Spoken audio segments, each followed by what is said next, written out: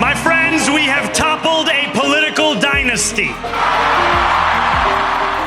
ان کی جیت بتاتی ہے کہ نئی نسل جب خود پر یقین کرے تو پرانے سیاسی بت گر سکتے ہیں اور گرتے ہیں۔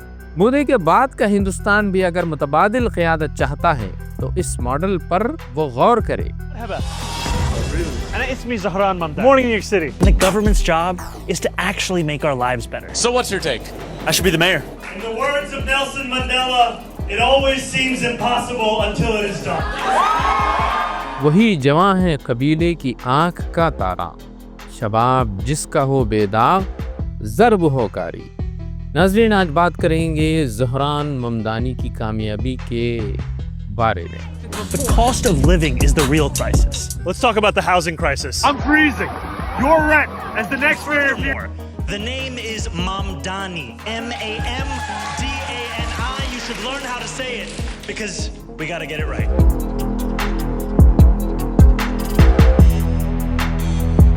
آپ دیکھ رہے ہیں ویوز آن نیوز اور میں ہوں زعیم الدین احمد۔ نیو یارک شہر کے میئر کے طور پر زہران ممدانی کی تاریخی کامیابی نے امریکہ کے سیاسی گلیاروں میں ہلچل مچا دی ہے۔ 34 سالہ ڈیموکریٹک سوشلسٹ جو افریقہ میں پیدا ہوئے، ہندوستانی نژاد اور مسلم پس منظر کے حامل ہیں۔ انہوں نے سابق گورنر اینڈریو کومو اور ریپبلکن امیدوار کرس سلیوا کو شکست دے کر نیو یارک کی تاریخ کا ایک نیا باب رقم کر دیا ہے۔ وہ نہ صرف شہر کے پہلے مسلمان میئر منتخب ہوئے ہیں بلکہ وہ پہلے جنوبی ایشیائی نژاد میئر بھی ہیں اور گزشتہ 1 صدی سے زائد عرصے میں سب سے کم عمر منتخب ہونے والے میئر بھی ہیں۔ ان کی انتخابی مہم مہنگائی، رہائش کے مسائل اور مزدور طبقے کے مسائل پر مبنی تھی۔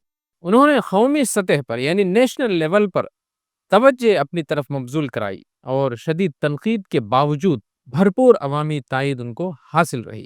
لیکن ہندوستان کے لیے زہران ممدانی کی جیت محض ایک امریکی انتخابی واقعہ نہیں ہے بلکہ ایک نظریاتی اور فکری اشارہ بھی ہے، ایک نئی سیاست کی طرف جو مذہب، نسل، معیشت اور اخلاقیات کے درمیان ایک توازن کا راستہ دکھاتی ہے، یعنی بیلنس۔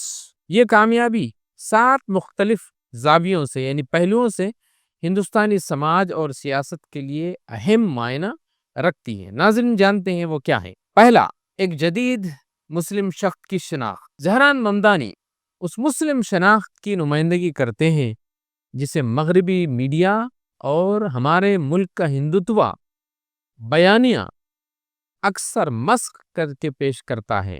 وہ ایک پکے مسلمان ہیں، نماز بھی پڑھتے ہیں اور جسے امریکہ میں پریکٹسنگ مسلم کہا جاتا ہے، اور اپنے مسلم ہونے پر فخر بھی کرتے ہیں۔ اس کا کھل کر وہ اظہار بھی کرتے رہے ہیں، لیکن ساتھ ہی وہ سوشلسٹ، فیمنسٹ کے حامی بھی ہیں۔ یہ وہ امتزاج ہے جو بی جے پی اور آر ایس ایس کے اس پروپیگنڈے کو چیلنج کرتا ہے کہ مسلمان یا تو مذہبی انتہا پسند ہوتے ہیں یا سیکولرزم کے مخالف۔ برونکس کی ایک مسجد کے باہر ان کی تقریر بہت یادگار ہے جس میں انہوں نے 9/11 کے بعد مسلمانوں پر ہونے والی تذلیل پر کھل کر گفتگو کی۔ ان کی گفتگو میں مذہبی انتہا پسندی نہیں تھی بلکہ شہری وقار اور انسانی ہمدردی کا ایک مظہر تھی۔ Muslim in New York is to expect indignity, but indignity does not make us distinct. There are many New Yorkers who face it. It is the tolerance of that indignity that does.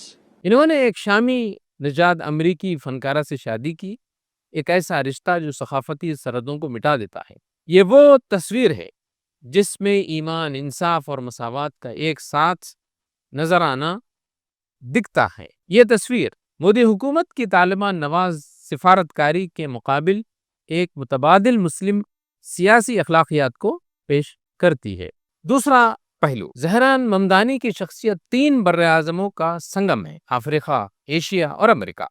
ان کی والدہ میرا نیر دہلی کی معروف Hindi film ساز ہیں اور ان کے والد محمود ممدانی یوگانڈا کے گجراتی مسلم دانشور ہیں۔ یہی امتزاج انہیں ایک ایسا عالمی فہم عطا کرتا ہے جو نوآبادیاتی سیاست یعنی کلونیل پولیٹکس جلاوطنی اور اقلیتوں کے تجربات کو ایک ساتھ سمجھتا ہے۔ ان کے والد نے اپنی کتابوں میں پولیٹیکل ٹرائبلزم کے خطرات پر لکھا، بہت کچھ لکھا۔ وہی رجحان جو آج یوگانڈا کے موسوینی سے لے کر ہندوستان کے مودی تک نظر آتا ہے۔ زہران اس فکری وراثت کے وارث ہیں جہاں قوم پرستی کی تنگ دیواروں کے بجائے انسانیت کا مشترکہ شعور پایا جاتا ہے۔ تیسرا پہلو، صرف 34 سال کی عمر میں زہران ممدانی نیو یارک کے پچھلے 112 برسوں میں سب سے کم عمر میئر بن گئے ہیں۔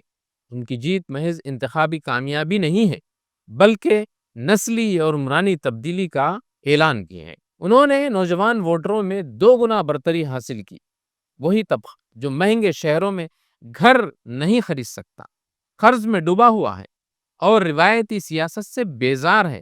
ان کی جیت ہندوستان کے لیے ایک اہم اشارہ ہے۔ ان کی جیت بتاتی ہے کہ نئی نسل جب خود پر یقین کرے تو پرانے سیاسی بت گر سکتے ہیں اور گرتے ہیں۔ مودی کے بعد کا ہندوستان بھی اگر متبادل قیادت چاہتا ہے تو اس ماڈل پر وہ غور کرے۔ سماجی تنظیم، واضح پیغام اور جرأت مندانہ موقف ان کے کیمپین کا حصہ رہے ہیں۔ And deliver universal child care. And before you ask, I'll pay for it by taxing the rich. ناظرین، آئیے چوتھے پہلو کی طرف نظر ڈالتے ہیں۔ زہران ممدانی نے کھلے الفاظ میں سرمایہ دارانہ نظام پر کڑی تنقید کی۔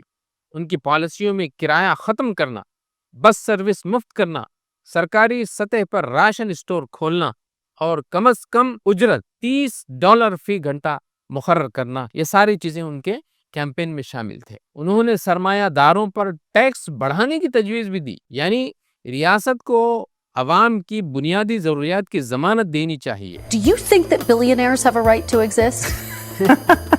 I don't think that we should have billionaires. Hindustan میں 1991 کے بعد جب پرائیویٹائزیشن کے ماڈل نے مڈل کلاس طبقے کو کمزور کیا، ممدانی کی کامیابی اس کے برعکس ریاستی فلاحی کردار کی بحالی کی علامت بنی ہوئی ہے۔ یہ پیغام ہندوستانی اپوزیشن کے لیے بھی سبق ہے۔